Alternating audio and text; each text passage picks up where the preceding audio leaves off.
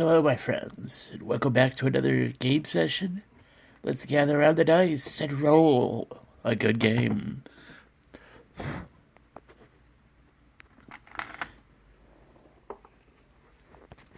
So put you all back up here.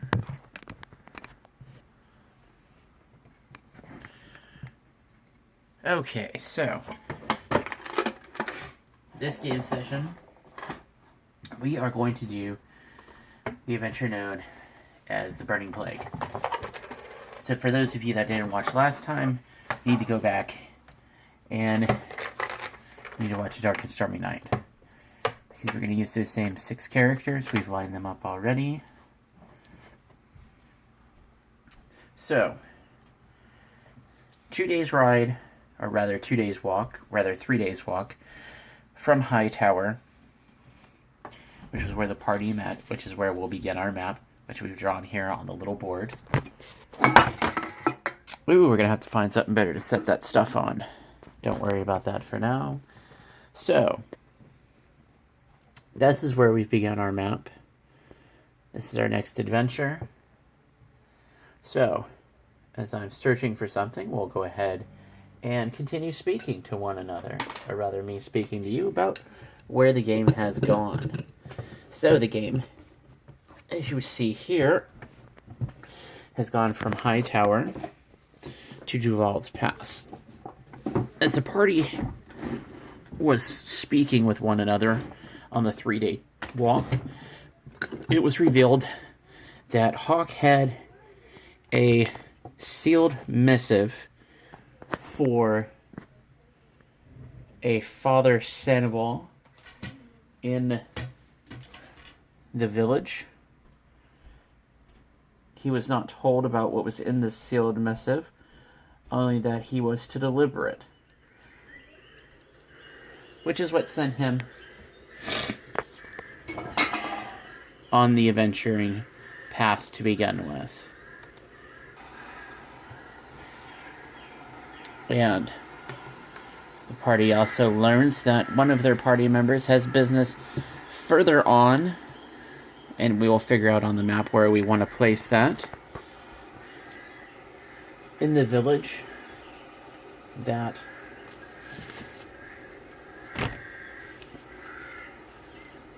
we'll place on the village, or we'll place a little further on, called Bearden's Hollow.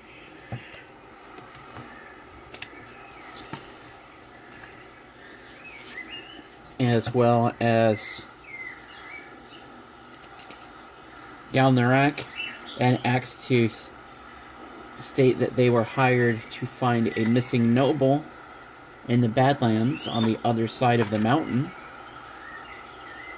At a place where they have a rumor that somewhere,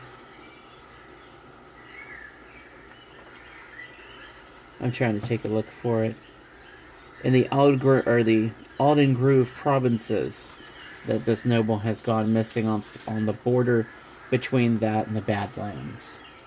So, those are our 2 further adventures that are down the path. So, that gives you a reason for why this party has come together, and why they will remain together, instead of this just being like, oh, it's just me playing. So there's a little bit of a story that I'm laying out. So, with that getting everybody caught up, the party went to the village, delivered the package, found out that there was a plague that was sweeping through the area. They call it, what is it they call it? I have the name here. Hence the name of the adventure, the Burning Plague. It causes its victims to have a severe fever, searing muscle pains, clenching of the throat, and possible choking, fatigue, and potential death. Its mortality rate is not stated in the adventure, but in order for it to be dangerous enough that it has taken up the town's priest time, Father Sandoval, and a members of his temple, it has to probably be a mortality rate of about 40 to 50 or 60%. it lays the village's population out as being, let's see here, 1540. So we'll say probably about maybe 600 to 700 are infected with this, and the village is pretty much in a lockdown state. What brings the adventurers into it is that the miners up there in the mine are 2 weeks overdue. Or about a week and a half, 2 weeks overdue. They haven't heard from them. So they've kind of promised the party that they would pay them whatever the village could be able to afford. What is going on here? Everything comes apart. Okay, let's try this again. Okay, I think I have everything. Okay. Excuse me. So, which brings us to the beginning of the adventure. We'll have to split this adventure into a few parts here due to other circumstances.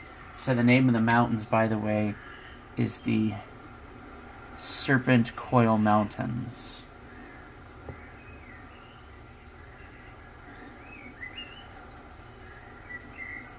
Not sure why it's called that. Doesn't explain it, but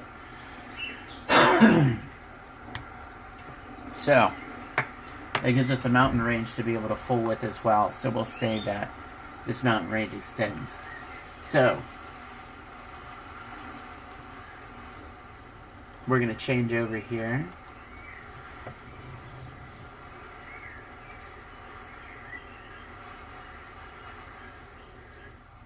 Into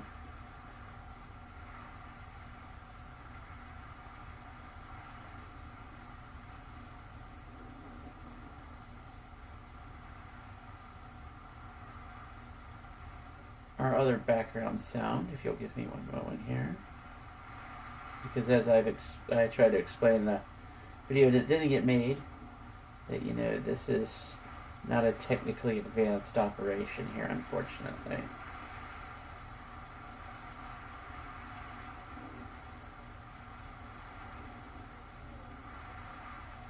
This is somewhat very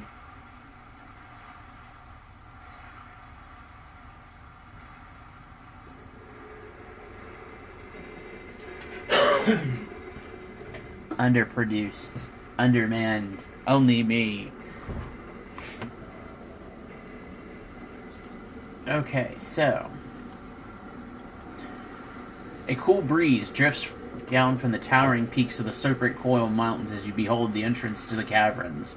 The rimmed frost ground is littered with tools, picks, and shovels, some of which protrude from the soft banks of snow.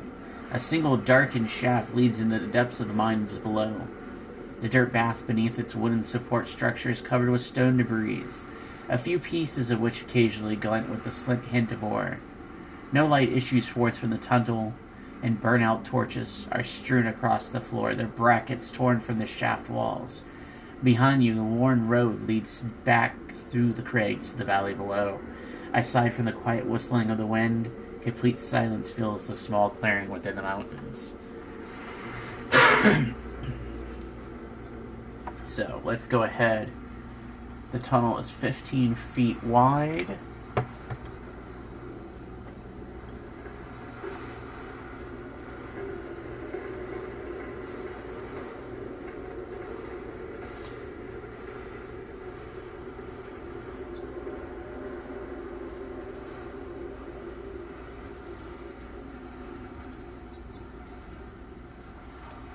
So, I've gone ahead and laid that out. Let's go ahead and lay something else out here as well. We're just going to do this on another piece of scrap paper.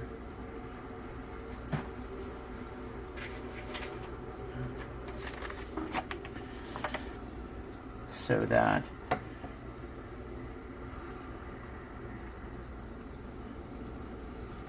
we can go ahead and take care of a few things here. So, And as always, with a good exploring party, at the entrance, any adventuring party that is worth its salt will have a few members that will sit there and take the opportunity to do a search track. So, rack.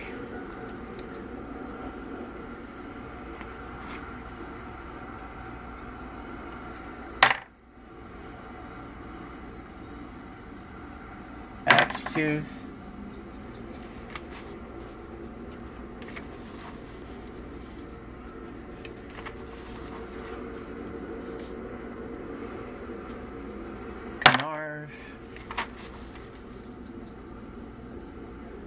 I'll make search checks.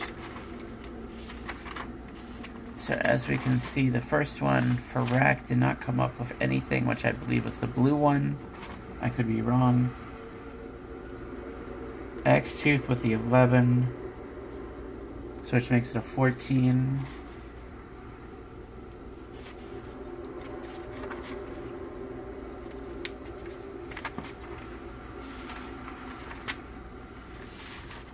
So they have not come up with anything.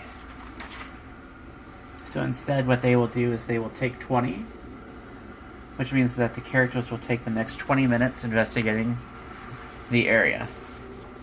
That doesn't mean we're going to spend 20 minutes in real time doing this. It basically means that the party, as I've previously stated, will sit there and investigate the area further. So upon investigating further, it reveals that the wooden supports to the tunnel are chipped and torn as if it has been damaged in recent battle. And as previously stated, the torches and stuff had been torn from their sconces, which leads Axe Tooth to believe that it may be somebody who is not able to see that well in the light has ended up committing this act, which means that the tunnel was attacked by some kind of creature with dark vision, such as himself, because he states that he can see in the dark, and his race comes from underground most of the time, as well as dark underground swamps, and swamps in general. So with that being stated, the party now draws weapons at hand, and they extend into the tunnel below.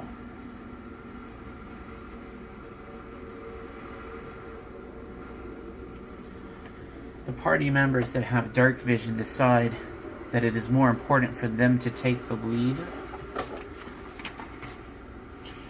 because they can be able to provide eyes for the party. Let's see. Reflex. Do I have dark vision? Dark vision 60 feet. Dark vision 90 feet. Axe Tooth is going to take the lead, followed by Rack. Falcon doesn't have night vision because he is a Raptorian.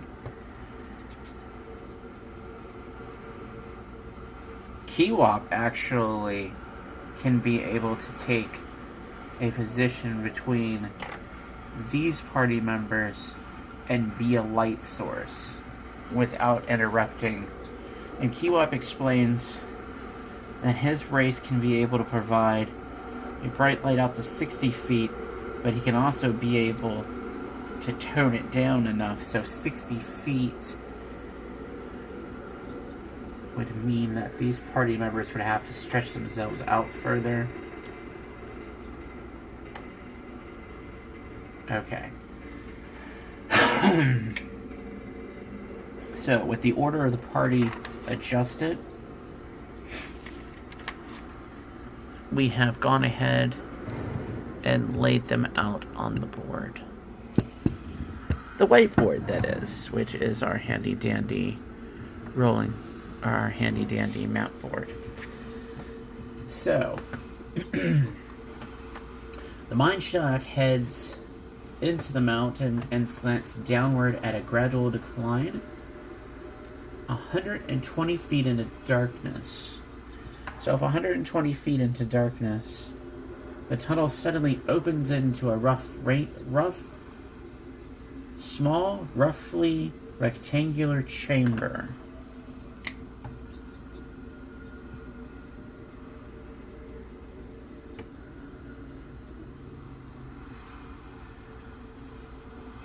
Scattered chunks of silver ore surround an overturned pair of wooden carts.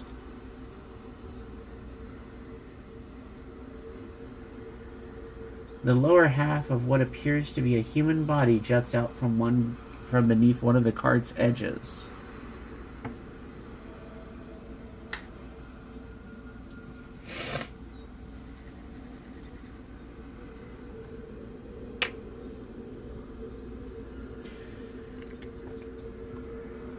Reading on, it shows no signs of movement. Dried blood is smeared across the northern wall in several places. Exits lead west and east.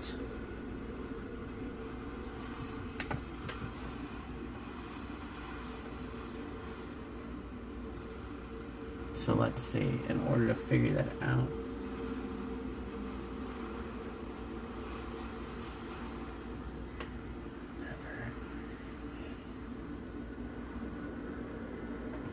Yeah, I had it right. I'm such a dum-dum.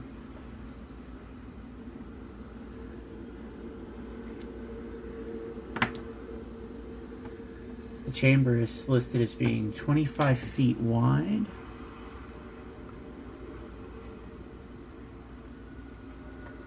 "25 feet tall."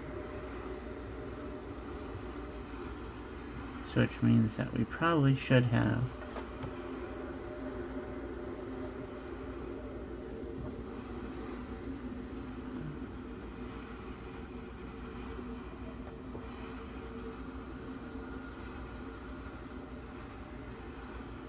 done it that way. It says that this room serves as a room for sorting, weighing, and cataloging, and shipping out ore. So there would be scales, tables.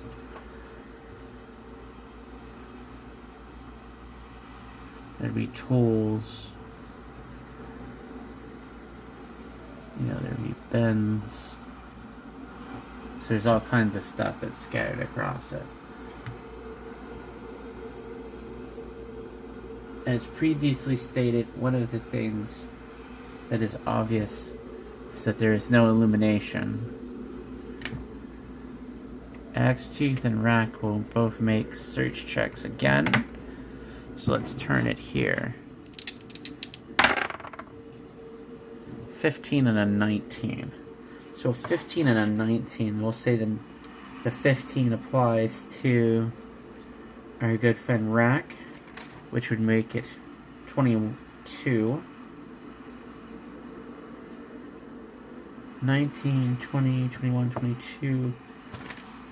They notice that the room is minus the sconces for the torches have been ripped off the walls and they are smashed. So, being a good adventuring party, we will need the assistance of Canarv and Kiwap. And the way that we will explain this in storyline is that Canarv states not to touch anything. So Rack and Axetooth will step out of the way. Kiwap will delicately... Kiwap, let me get a simple dexterity check from you in order to make sure that, as the rest of the party has stated, probably not to disturb anything. So that is a 15, 16, 17, 18. So that is an 18. So Kiwap delicately steps over any items that are on the floor, sets himself there, and becomes a light source while looking in both directions. So the way that this works is that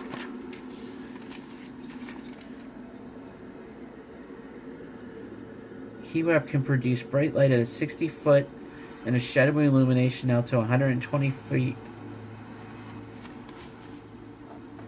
So it is a bright enough light for Kennard to now apply his skills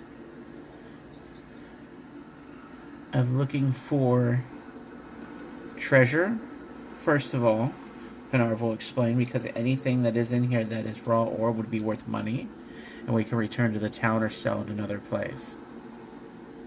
Second of all, for traps, because we've already seen that whoever's here is probably light-hating, and Kennard makes the suggestion of one race that everyone fears, Drow, and those that may serve them because of going underground. So, with this being stated, the party will now begin what is known as another search/spot check for traps. That is a 6. That's not good. So 6, 7, 8, 9, 10. So nothing. I'll continue to roll. Another 9. A 4. I'm going to say, well, you can't really take a 20, but 16, 17, 18, 19, 20. So I'll just continue rolling, like I stated, which is allowed in the rules. So,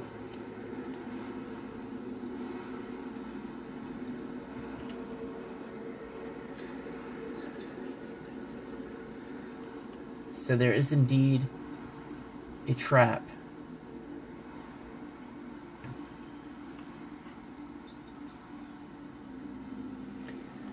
So what Kennard finds is that there is a thunderstone concealed in the ceiling above with a small fish line, that if as anyone to mess with the cart, it would cause the body to collapse onto the floor. So with that identified, Kennard will now take the time to make those long, beautiful rolls.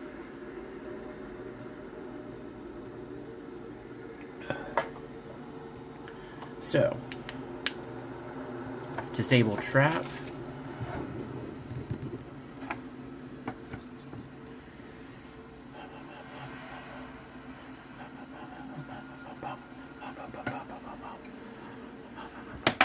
I get a 6, that's an 8.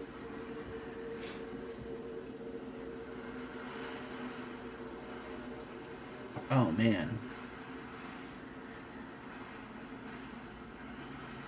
Let me get fortitude saves from Kiwap. You know what? Actually, no. What does it say? Thunderstone.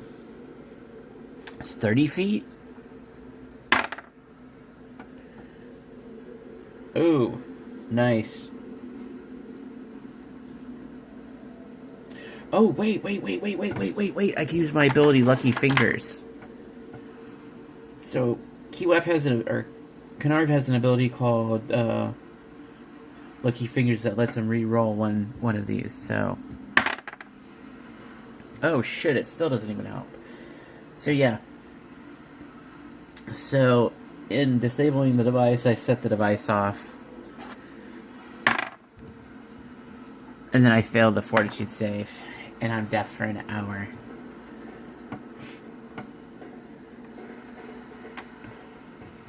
T-Weapon them withdraw.